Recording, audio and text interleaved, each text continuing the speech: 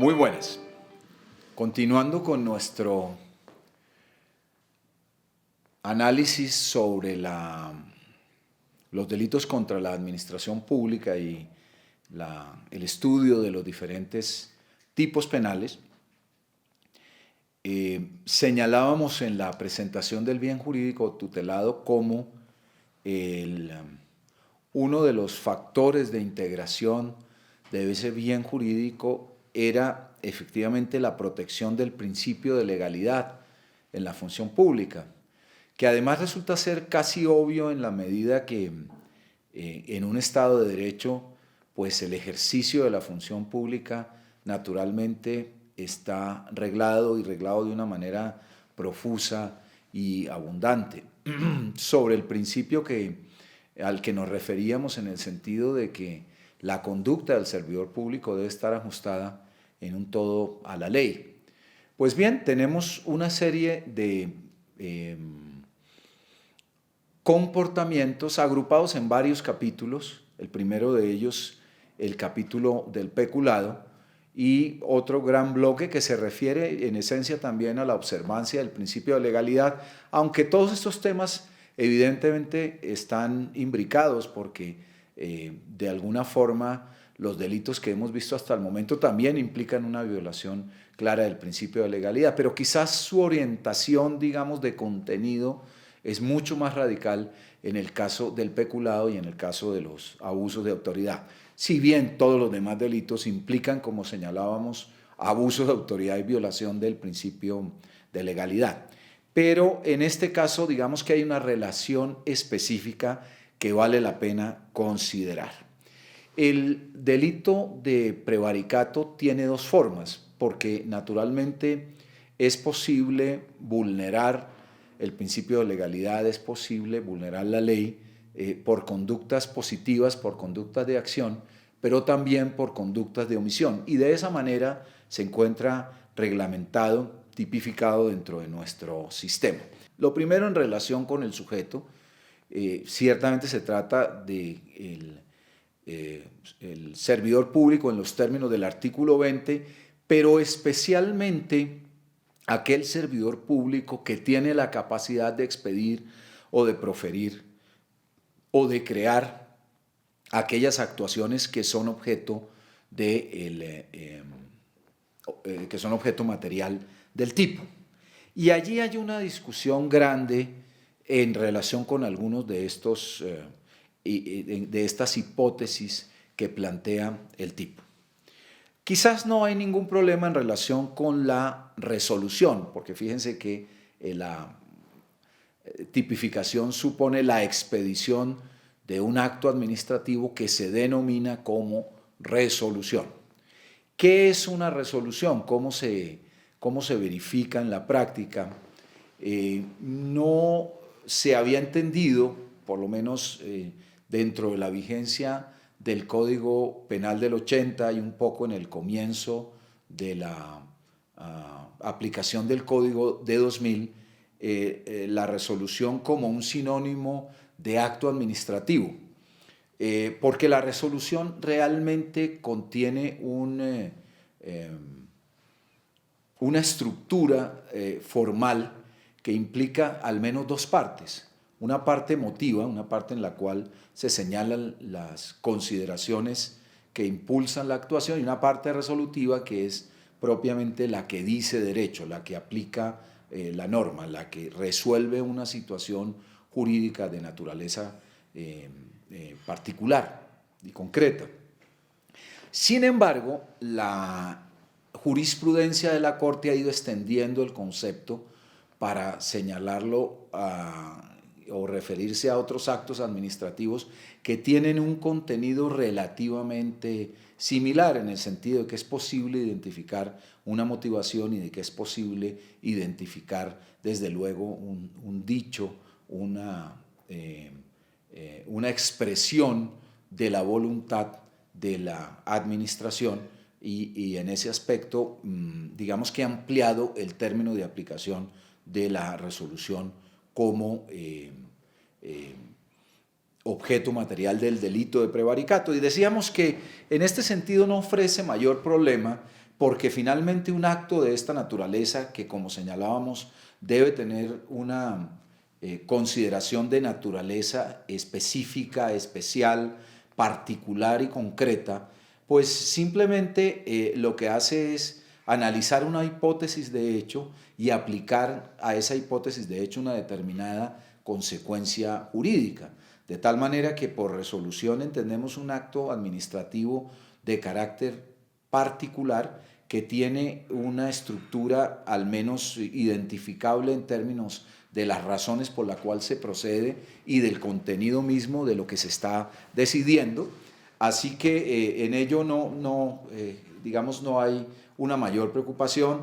Esas resoluciones ordinariamente constaban por escrito, pero hoy en día con la tendencia o con la implementación del sistema oral, pues es también perfectamente posible encontrar ese tipo de actuaciones proferidas de manera oral. Desde luego documentadas a través de medios visuales o de medios audiovisuales, de tal manera que es fácil encontrar ese tipo de providencias. Claro, naturalmente la resolución, digamos, ocupa un entorno muy particular, muy propio de la administración de justicia, de las actuaciones que profiere el Poder Judicial, pero en la medida en que se ha ido ampliando la capacidad de expresión del Estado en otros niveles y que se ha desarrollado la administración pública a partir del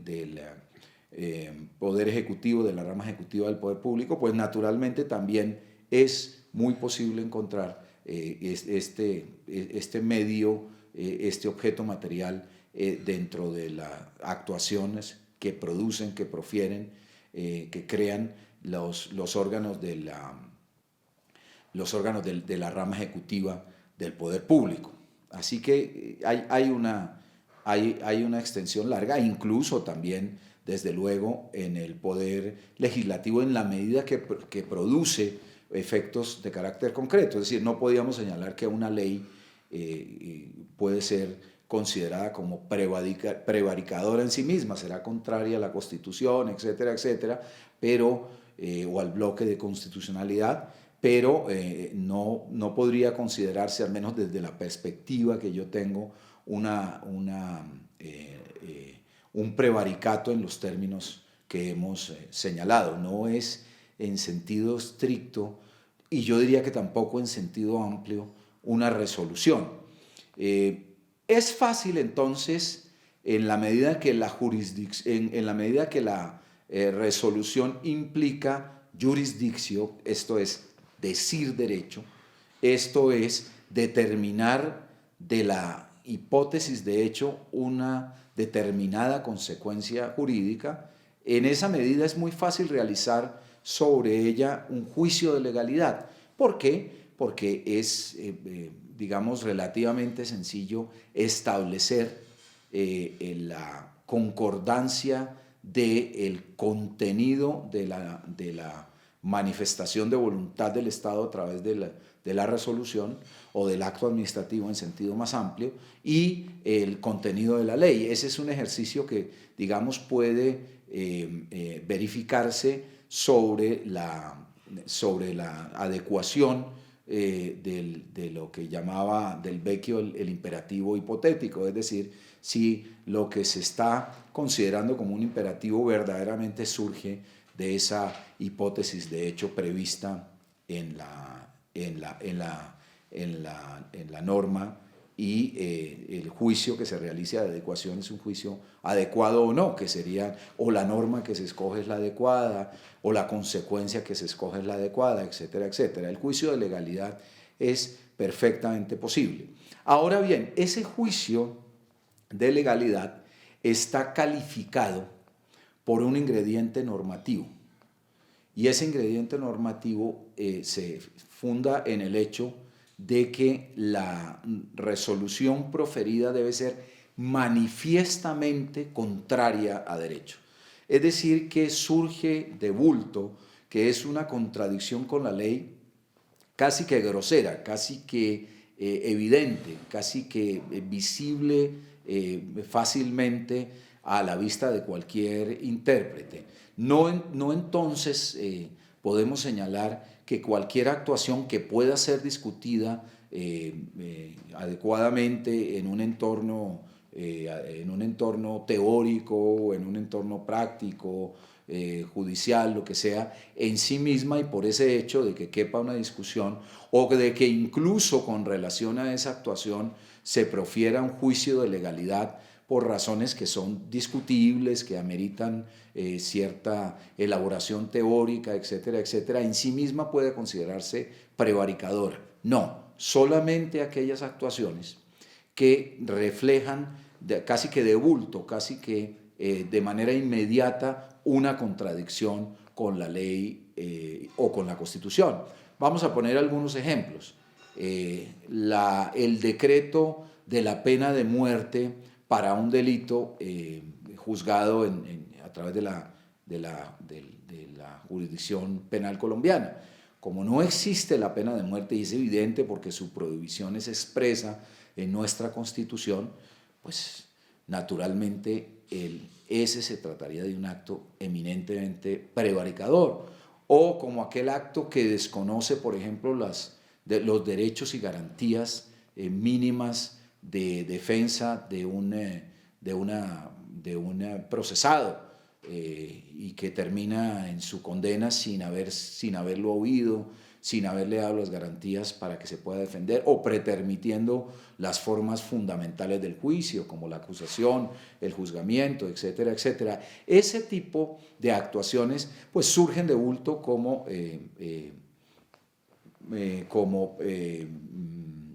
evidentemente típicas del delito de prevaricato por acción.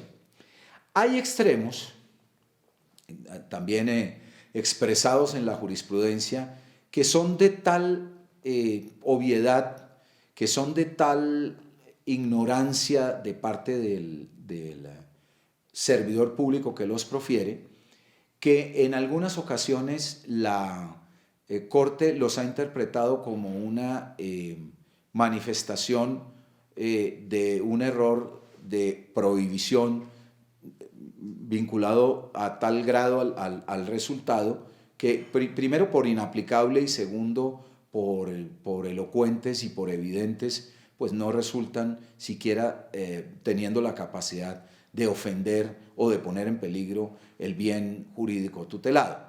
En esa medida, la Corte ha señalado que quizás son conductas que por su extremo son antijurídicas y que por lo tanto no tiene sentido penalizar. Pero digamos que el nivel del prevaricato se funda en violaciones del ordenamiento jurídico que tienen una capacidad clara de ofensa al bien jurídico tutelado y que si bien son evidentes y que si bien son antijurídicas, lo son sin mayor discusión. No cabe mayor discusión alrededor del punto, y tampoco se puede evidenciar que son el resultado de un error de prohibición o de la ignorancia total de la norma o de la ley. Eso en relación con la resolución como objeto material del delito de prevaricato por acción.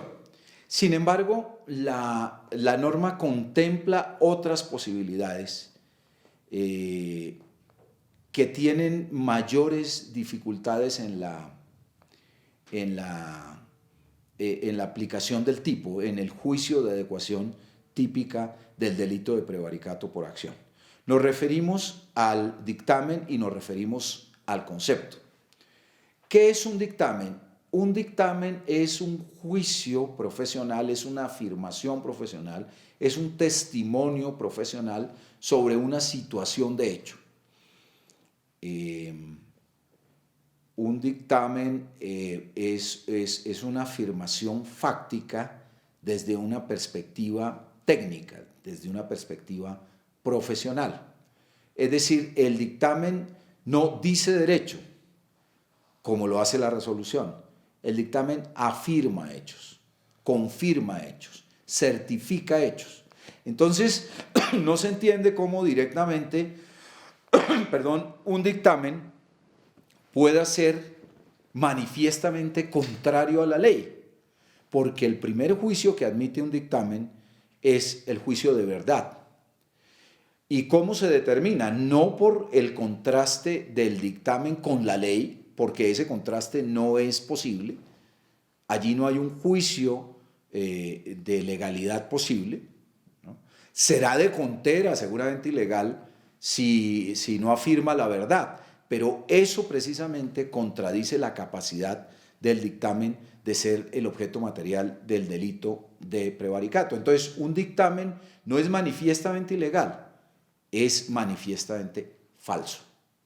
Y eso tiene unas consecuencias, como seguramente algunos de ustedes verán. ¿Por qué?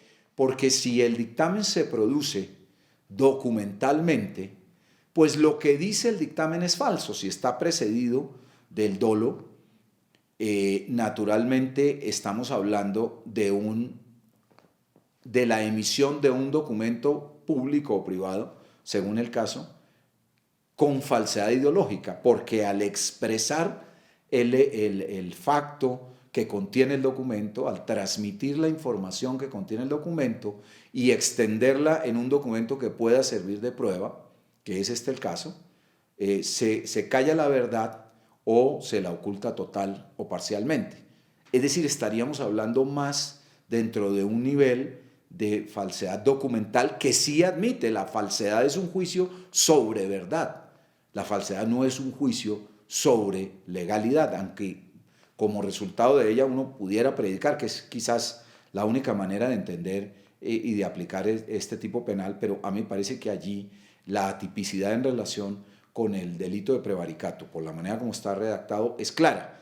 En cambio, la tipicidad, el juicio de tipicidad sobre el delito de falsedad documental es muy claro. Al extender un documento que pueda servir de prueba, miente, calla la verdad o la oculta total o parcialmente.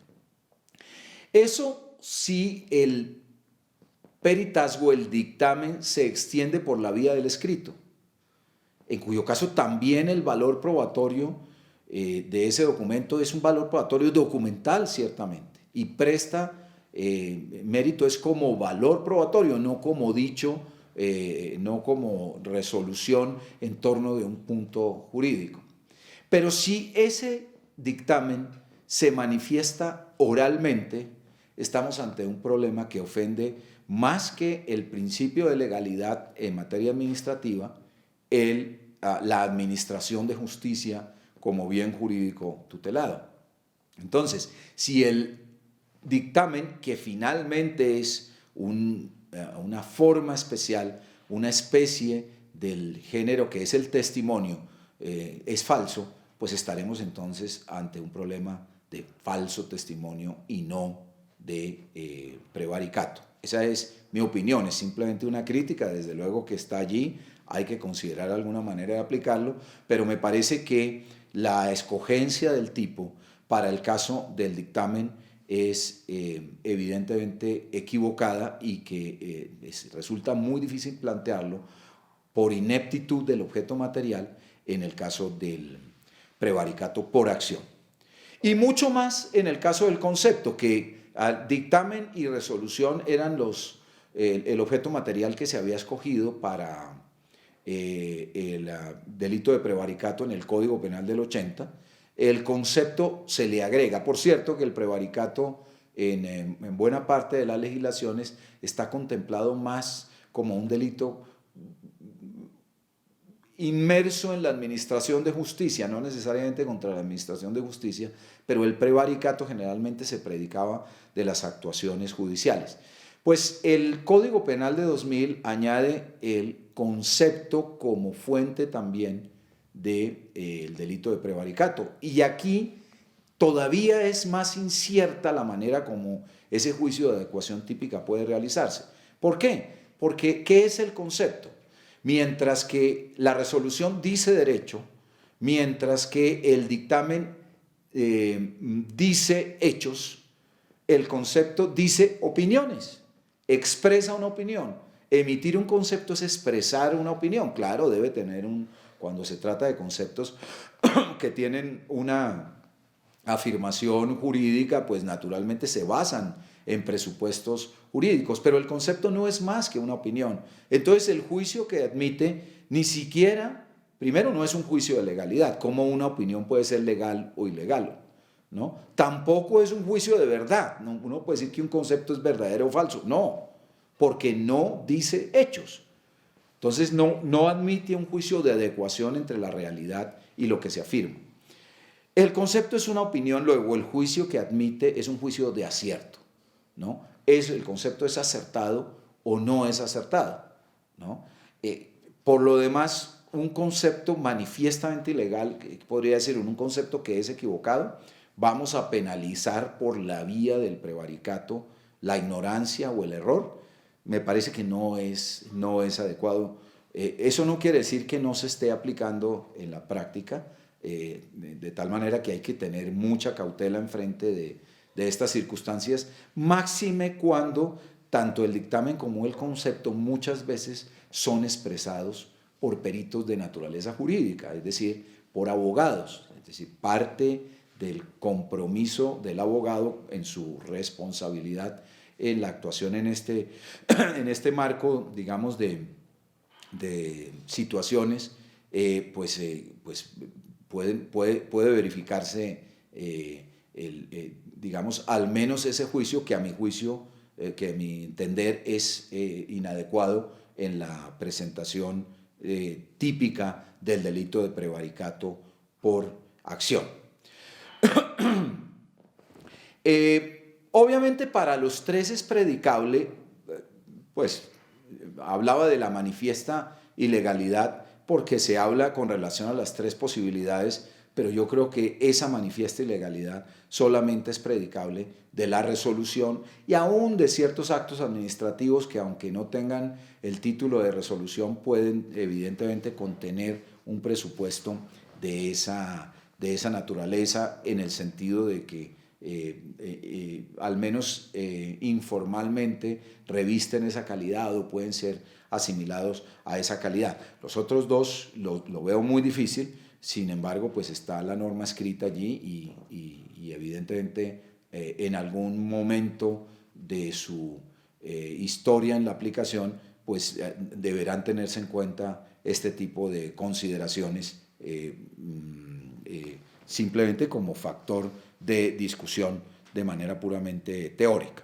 El tipo subjetivo, aparte de tratarse de un tipo doloso, pues se funda el dolo en el conocimiento de la ilegalidad manifiesta, ¿no? Por eso quizás en algunas de las sentencias que les comentaba, la Corte Suprema había acudido al expediente de entender la ignorancia, de entender el error, en algunos casos como fuente de la causal de eximente del tipo subjetivo por error de tipo, y en otros casos por el error de prohibición. Depende del caso. De todas maneras, esto supone en la integración del dolo que el sujeto activo conoce plenamente la manifiesta ilegalidad de su actuación y aún así se determina a producirla. Muy bien, esto en lo que se refiere al campo, digamos, genérico del prevaricato por acción, que como se ve tiene de todas formas una aplicación restrictiva solamente a ciertos aspectos, a ciertas formas a través de las cuales se manifiesta la voluntad de la administración pública. Pero es posible también la vulneración del principio de legalidad, no solamente por la vía de la acción, sino también por actos negativos, sino por la vía de la omisión. Y es la que está contemplada en el artículo 414 del prevaricato por omisión, en los siguientes términos: el servidor público que omita, retarde, rehúse o deniegue un acto propio de sus funciones incurrirá en prisión de tanto a tanto. Bien, Ahí tenemos varias posibilidades. Lo primero es que es un sujeto activo calificado, pero además calificado en relación con el mismo acto cuya omisión o retardo se imputa, ¿no? Porque claro, no puede cometer el delito de prevaricato por omisión, sino aquel que tiene la posibilidad de omitir el acto. No cualquier servidor público por el hecho de ser servidor público, solamente de aquel que se prevé el deber jurídico de emitir el acto que se entiende retardado, rehusado o denegado, ¿no? Entonces es un tipo complejo, alternativo de omisión propia, porque lo que se castiga es en sí mismo, no el resultado, sino la omisión por sí sola.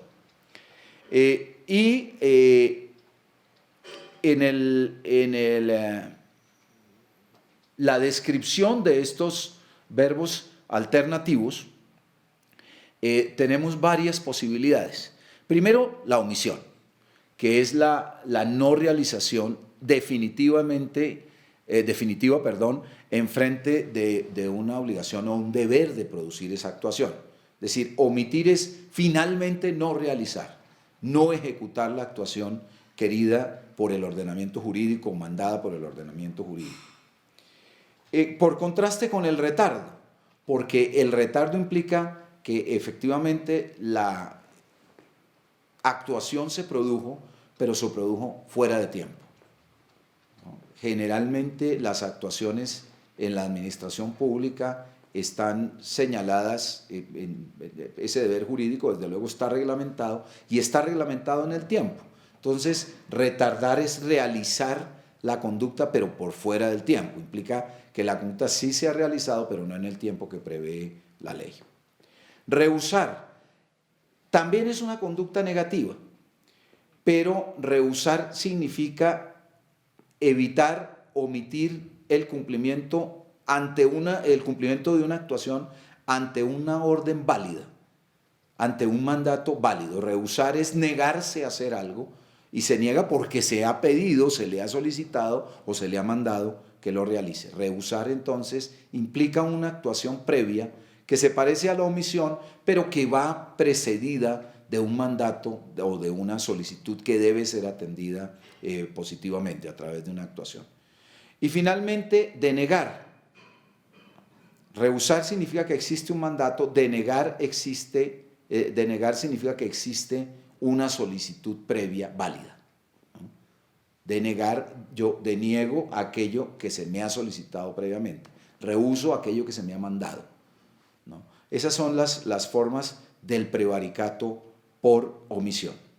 El objeto es el acto propio de las funciones, el objeto material es el acto propio de las funciones que se ha omitido, ¿no? Como es una actuación de omisión impropia, pues naturalmente el objeto es aquello que se deja de hacer, es aquello que se rehúsa, que se retarda, que se deniega.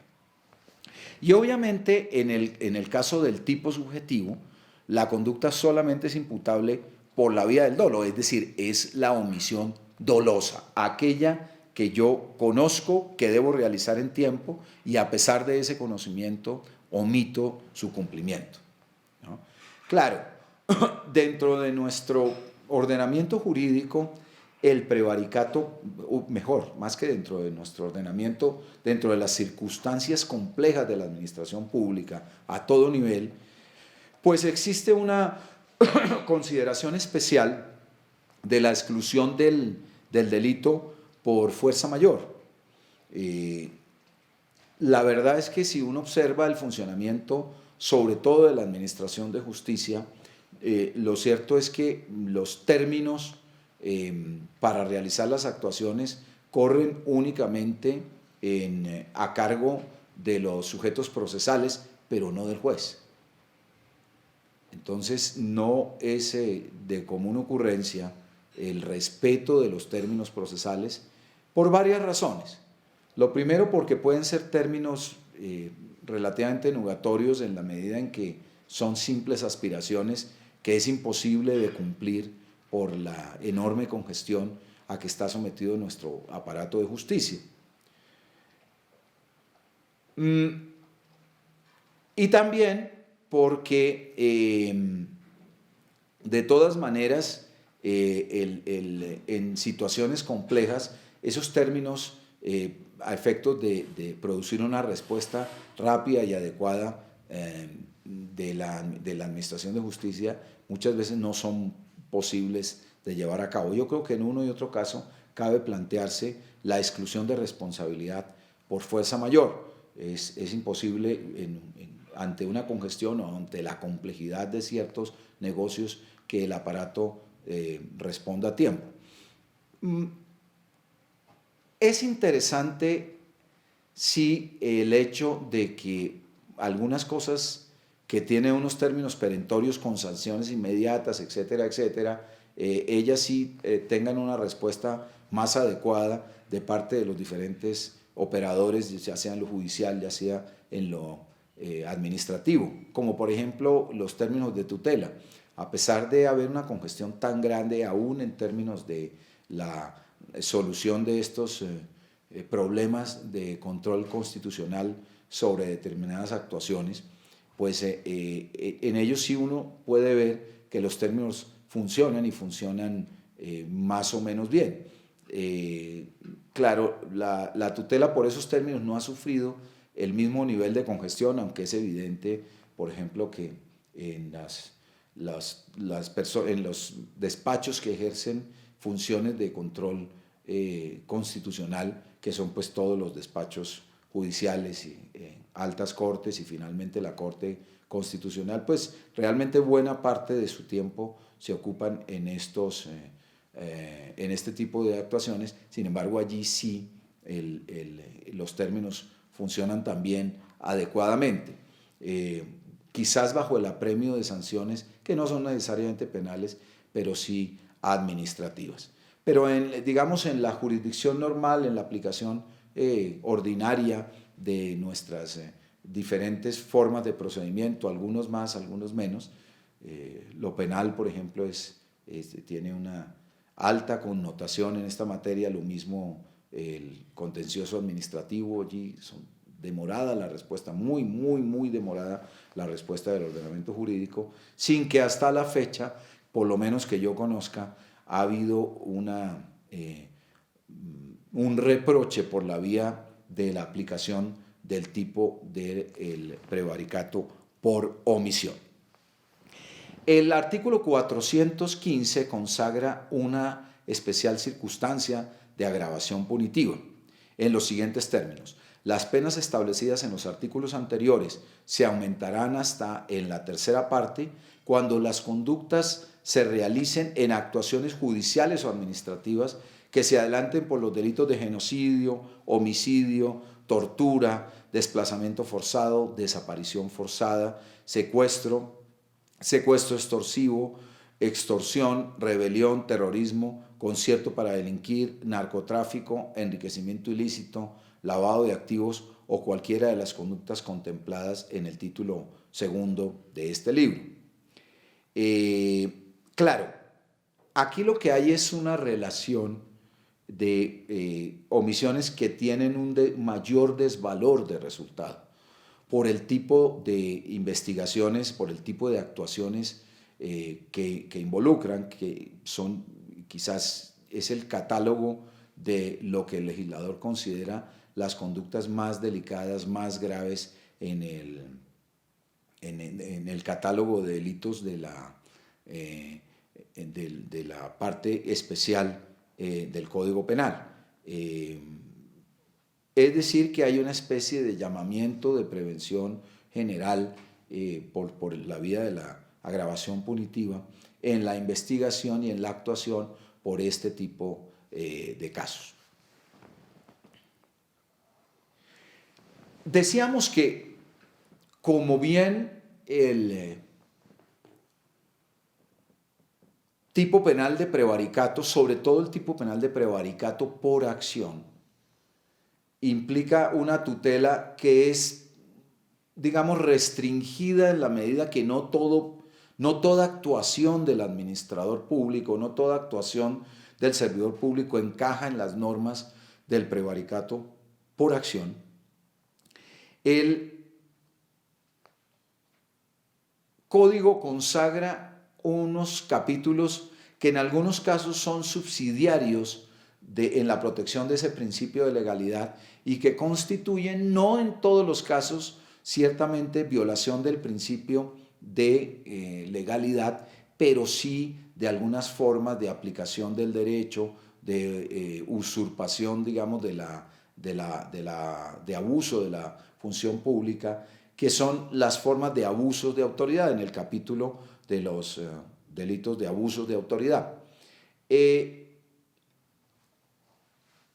Bajo una consideración digamos, un epígrafe, un título del capítulo que finalmente, digamos, tiene una extensión en su consideración y en su aplicación por lo que señalábamos en un comienzo. Todos estos delitos contra la administración pública son finalmente formas de abuso de autoridad. Estas son unas formas específicas que en sí mismas no necesariamente caben en los tipos precedentes que hemos estudiado. Y vamos a contemplar básicamente el abuso de autoridad por acto arbitrario e injusto, el abuso de autoridad por omisión de denuncia, el abuso de autoridad por revelación o utilización de asunto reservado y el abuso de autoridad por asesoramiento ilegal. Son formas especiales de tutela, por lo que se ve al principio de legalidad, pero aún yendo más allá de, digamos, de las propias previsiones expresas de la ley. El primero de ellos, si es, digamos, si uno quisiera interpretar el contenido de este artículo a la luz de la especificidad de los demás delitos, tendría que llegar a la conclusión de que es el tipo básico o fundamental de todos los delitos contra la administración pública. Y además funciona de esa manera, porque se trata de un tipo penal subsidiario, ¿no? Solamente es aplicable en tanto las circunstancias especiales de los otros tipos no concurran en la hipótesis de hecho de este delito. Está contenido en el artículo 416 en los siguientes términos: abuso de autoridad por acto arbitrario e injusto. El servidor público que fuera de los casos especialmente previstos como conductas punibles, con ocasión de sus funciones o excediéndose en el ejercicio de ellas, cometa acto arbitrario e injusto, incurrirá en multa y pérdida del empleo o cargo público. Como señalábamos, es un tipo subsidiario, es decir, se aplica en tanto no haya un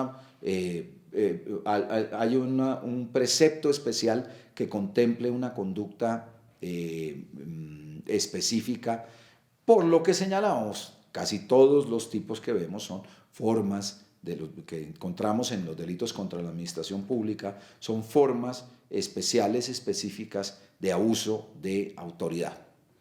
Tiene un sujeto activo calificado, claro, el servidor público, en la medida que el servidor público cuenta con unas capacidades, cuenta con una competencia, cuenta con unos poderes, pues tiene la capacidad de abusar de los mismos, tiene la capacidad de sustraerse a los límites previstos para su ejercicio y eso es evidentemente lo que ocurre en este caso.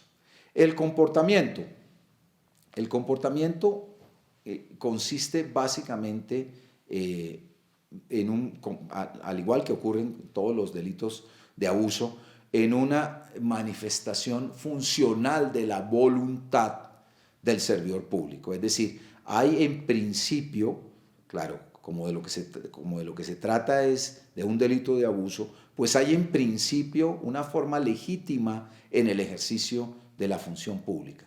Pero una forma legítima que se produce o la cual excede ciertas previsiones del propio ordenamiento jurídico y lo que era en un principio justo, ilícito, se convierte en una tipificación de del delito de abuso de autoridad. Entonces, es ciertamente una expresión de la voluntad de la administración a través de un agente que la representa, pero que sobrepasa unos límites de licitud de la misma. Y el objeto es básicamente esa expresión de voluntad, pero esa expresión de voluntad calificada normativamente, porque la expresión en sí misma puede ser lícita. Lo que la convierte en ilícita es su arbitrariedad e injusticia. La calificación en este caso, la calificación normativa en este caso es acumulativa, debe producirse de manera necesaria en relación con esas dos calificaciones que son evidentemente normativas. A diferencia del Código Penal del 80, en el cual la conjunción que se utilizaba allí no era acumulativa, sino era alternativa. Aquí se habla de arbitrario e injusto. Son dos calidades que debe poseer la actuación. Y allí hay ciertas dificultades, no tanto en la arbitrariedad. La arbitrariedad es básicamente el exceso sobre la potestad de actuación del servidor público. Es un acto arbitrario aquel que no ha podido ser realizado por el servidor público en términos lícitos porque supera cualquier límite, porque supera cualquier competencia, porque supera cualquier capacidad establecida legalmente. Y es relativamente fácil de establecer porque el exceso se obtiene fácilmente de comparar ese marco de responsabilidad, ese marco de competencia, ese marco de capacidad de actuación del servidor público con lo que realmente ha utilizado.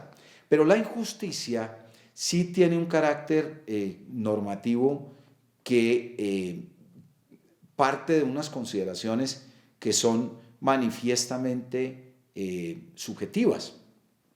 Porque ¿qué es la injusticia o qué es la justicia mejor? Uno podría señalar, bueno, muy bien, lo injusto es lo que contradice la justicia. Entonces, ¿cuál es el criterio de justicia que se integra en este tipo o que debe aplicarse para la integración del tipo? Realmente no es una consideración fácil, porque muchas veces ese criterio de justicia está imbuido de elementos morales o de elementos políticos. Pero quizás el que más se adecue a la verificación del tipo es aquel que impone una carga desigual a los ciudadanos, aquel que impone una carga no prevista o no compartida o no universal para los ciudadanos, en la medida que parte de un acto de la administración, de un acto que tiene consecuencias en la vida de los ciudadanos. Es aquel que impone una carga en violación del principio de igualdad. Y desde el punto de vista subjetivo, pues tenemos que el tipo naturalmente es de imputación dolosa, lo que implica el conocimiento del ingrediente normativo del objeto material. Es decir, que si yo no tengo la capacidad de conocer o de actualizar mi conocimiento respecto de esas dos características, pues no oblaré de una forma típica en la medida que excluyo por error de tipo el ingrediente normativo del objeto material. Esto en relación con la primera forma de abuso de autoridad, que es la forma de abuso de autoridad por una manifestación de un acto arbitrario e injusto. La segunda forma de omisión de abuso de denuncia es el abuso de autoridad por omisión de denuncia que está consagrado en el artículo 417 del Código. En los siguientes términos: el servidor público que, teniendo conocimiento de la comisión de una conducta punible cuya averiguación deba adelantarse de oficio, no dé cuenta a la autoridad, incurrirá en multa y pérdida del empleo o cargo público. La pena será de 32 a tantos si la conducta punible que se omitiere denunciar sea de las contempladas en el delito de omisión de denuncia del particular. Bien, varias consideraciones sobre este tipo penal. El primero es la primera es en relación con el sujeto activo, porque uno tendría que decir, bueno, es claro que es el artículo 20 y tal, pero yo diría más que eso, ¿no? Yo diría que no el hecho de ser un servidor público en todos los casos implica la obligación de denuncia. No, solamente, aunque no lo dice el tipo, a mi juicio es aquellos casos en que el hecho punible es conocido por el servidor público en razón de sus funciones. Porque de lo contrario implicaría una parálisis total de la administración pública en función del deber de denuncia. Tendrían que todos los funcionarios públicos estar haciendo cola ante la Oficina de Asignaciones de la Fiscalía por solamente leer el periódico o oír el radio, etcétera, etcétera. No, yo creo que se trata de aquellos hechos que son conocidos por razón de sus funciones en sus circunstancias, digamos, concretas, de modo, tiempo, lugar, de los cuales son testigos directos por razón de sus funciones. Y no puede ser de otra manera porque llegaríamos a un absurdo muy, muy complicado de manejar en la extensión de sus efectos. Se trata también de un comportamiento de omisión propia. No se requiere ningún resultado, básicamente la conducta descrita es la conducta de no denunciar, ¿no? Es la omisión del deber de denunciar. Ese deber de denunciar es un deber genérico en desarrollo del principio de solidaridad que rige nuestras relaciones sociales a partir de la propia Constitución Nacional, que se extiende absolutamente a todas las personas que se encuentran en el territorio nacional. Es un deber de colaboración con la Administración de Justicia, está contenido en desarrollo de ese principio de solidaridad en el propio Código de Procedimiento Penal, que señala la obligación genérica de denunciar toda conducta punible de la cual se tenga noticia en su ocurrencia. Pero no es un deber, digamos, absoluto, no es un deber, no lo es para el servidor público, tampoco lo es para el particular, pero existen unas excepciones a ese deber, unas de carácter constitucional, porque el servidor público no está obligado a denunciar a sus parientes más cercanos, pero tampoco está obligado a denunciar aquellas actuaciones punibles que conoce en razón del ejercicio profesional que impone un deber de secreto, que impone una guarda de confidencialidad. Entonces, tenemos dos excepciones de naturaleza constitucional. Una, la lógica derivada de las relaciones de parentesco, que es apenas de natural reconocimiento, de obvio reconocimiento, y el segundo también para mantener el adecuado ejercicio de una determinada profesión u oficio que está amparada con esa facultad de confidencialidad, más con ese deber disciplinario de confidencialidad.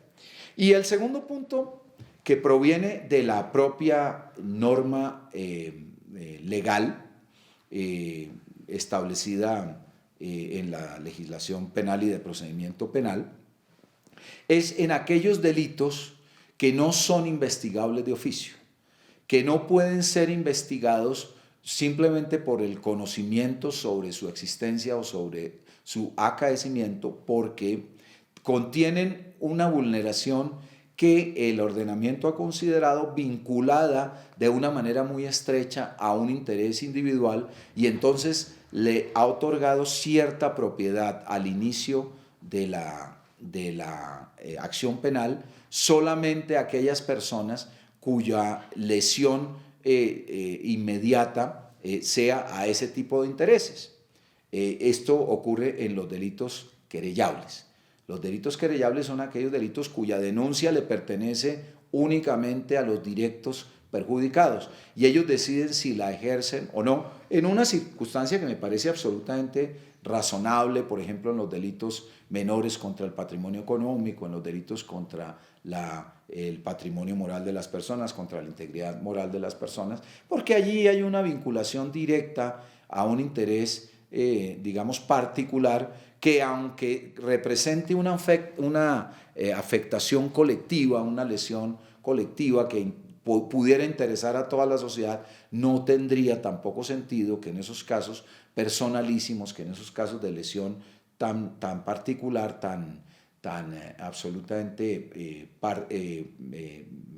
radicada en cabeza de una persona concreta, individual, pues tengan la capacidad de investigarse oficiosamente, de iniciar oficiosamente la acción penal.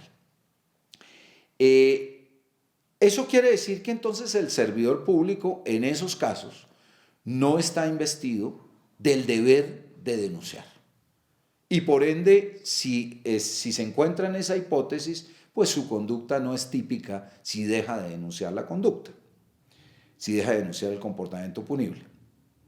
¿Cuál es el objeto material? El objeto material es la noticia criminis, es la noticia criminal, es la denuncia, es el acto de comunicación, que es precisamente lo que se omite, ¿no? Que es precisamente lo que se omite, como en el caso del prevaricato por omisión, en el caso de todas estas formas típicas de omisión propia. ¿Y qué es la noticia criminal? ¿Cuál es ese acto que se omite? ¿Qué es lo que se omite realmente?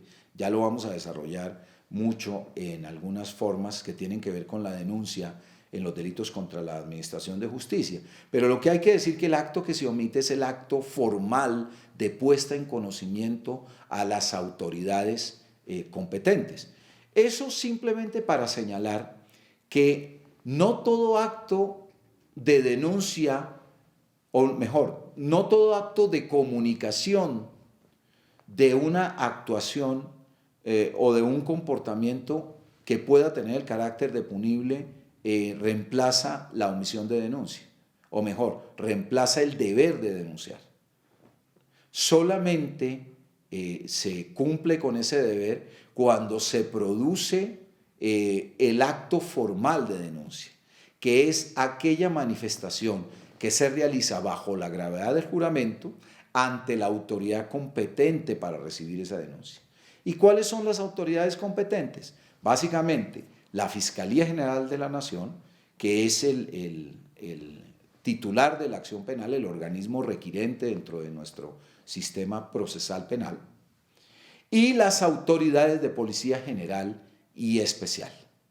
Esas son las personas competentes para recibir la denuncia. Luego, no todo acto de comunicación a un servidor público es en sí mismo un acto de denuncia. Y eso es importante para considerar la omisión o no en un tipo de esta naturaleza para un servidor público. Desde luego, la imputación es dolosa, es decir, se debe conocer la existencia del hecho punible, o por lo menos de la posible existencia de un comportamiento punible en su aspecto pues, primigenio, formal, y ese hecho debe conocerse, como lo he señalado anteriormente, en mi opinión, en ejercicio de las funciones del servidor público. Aquí debemos realizar una manifestación en relación con la manera como se contrasta o se concuerda este tipo penal con la previsión del artículo 441 del Código, esto es la omisión de denuncia del particular, que tendremos oportunidad de examinarla cuando miremos los delitos, cuando analicemos los delitos contra la Administración de Justicia, pero que por tener un componente análogo en el comportamiento, no así en el resultado, vale la pena contrastarlo. Lo primero es que, entonces, como veíamos, el deber jurídico de denunciar se predica de todo el mundo. Pero en un comienzo, solamente, en un comienzo estoy hablando del régimen del Código Penal del año 80, solamente se predicaba al servidor público. Esto significaba que ese deber o la omisión de ese deber solamente era superlativa para el caso del servidor público. Solamente se penalizaba para el servidor público, si bien cualquier persona en el territorio nacional tiene el deber jurídico de producir, de instaurar la correspondiente denuncia cuando conozca del acaecimiento de un hecho punible. También en el caso de los particulares, también en el caso del artículo 441, con las excepciones del deber de denunciar, lógicamente. Pero la disposición del nuevo Código Penal del año 2000 incluyó también la omisión de denuncia del particular como un delito, ya no contra la administración pública, obvio, porque el particular no ejerce funciones públicas, sino como un delito contra la administración de justicia, en desarrollo del mismo principio de solidaridad. Lo que pasa es que, claro, ese principio de solidaridad tiene una manifestación especial, tiene un realce especial en el caso del servidor público, de tal manera que lo primero que se afecta, el bien, digamos, damnificado más inmediato, es la administración pública por esa calificación especial del sujeto. Pero el de los particulares está sometido a un régimen de lo que llaman los penalistas numerus clausus. ¿Esto qué significa? Que no es para todos los delitos, que la omisión de denuncia no es para la denuncia de todos los delitos, sino del catálogo que se establece en el artículo 441, que son finalmente los delitos más, digamos, de más gravedad dentro de nuestro sistema jurídico. Y eso no tendría ninguna particularidad de no ser por la comparación de las penas, porque las penas para el delito de omisión de denuncia del particular son mucho más graves, son de mayor entidad que para los delitos de abuso de autoridad por omisión de denuncia. Y aunque los delitos son más graves, lo cierto es que la previsión del artículo 417 es sobre cualquier tipo de delito, ¿no? Incluso los más graves. Y pretendiendo subsanar esta circunstancia, el último inciso, el segundo inciso del artículo 417, agrava el comportamiento, pero no lo agrava en los mismos términos establecidos para el delito de omisión de denuncia del particular. Entonces, ¿cuál es el mensaje en términos de prevención general de la conducta? Que es mucho menos grave la omisión de denuncia para el servidor público en todos los casos que para el particular en los casos previstos en el artículo 441. No entiende uno eso si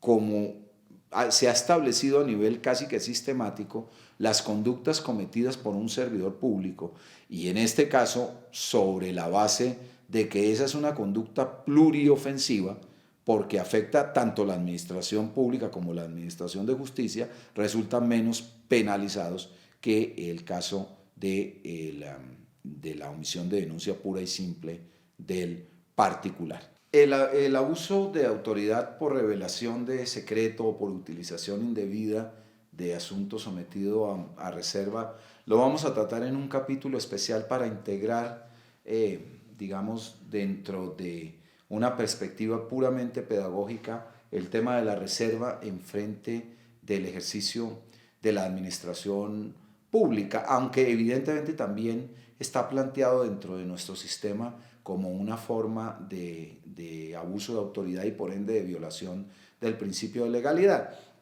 que tiene múltiples matices y naturalmente está planteado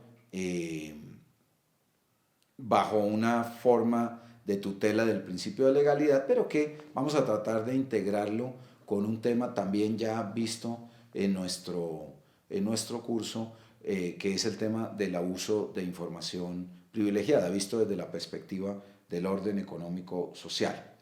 Finalmente, entonces, con esta precisión, vamos a verificar el abuso de autoridad por asesoramiento y otras actuaciones ilegales contenido en el artículo 421 del Código en los siguientes términos. El servidor público que ilegalmente represente, litigue, gestione o asesore en asunto judicial, administrativo o policivo incurrirá en multa de tanto a tanto. Si el responsable fuese servidor de la rama judicial o del Ministerio Público, la pena será de prisión de 1 a tantos años. Bien, este tipo penal tiene un antecedente directo en el Código Penal del 80, en una redacción relativamente similar, pero es que vale la pena señalar que en el Código Penal del 80 existía además una forma de este delito que se denominaba estaba incluida dentro del capítulo del prevaricato y se denominaba prevaricato por asesoramiento ilegal. Y realmente, y además existía la redacción de este tipo como forma de abuso de autoridad. El contenido del prevaricato por asesoramiento ilegal era básicamente el asesoramiento concreto y específico dentro de una actuación que se brindaba de manera ilegal a una de las partes en esa actuación. En tanto que esta redacción parece ser más amplia y me parece que está bien, que es racional el derivar ese comportamiento a un solo tipo penal, en la medida que el artículo 421 lo que se refiere es al ejercicio de asesoría de manera general, que puede concretarse ciertamente también en actividades de naturaleza concreta e individual.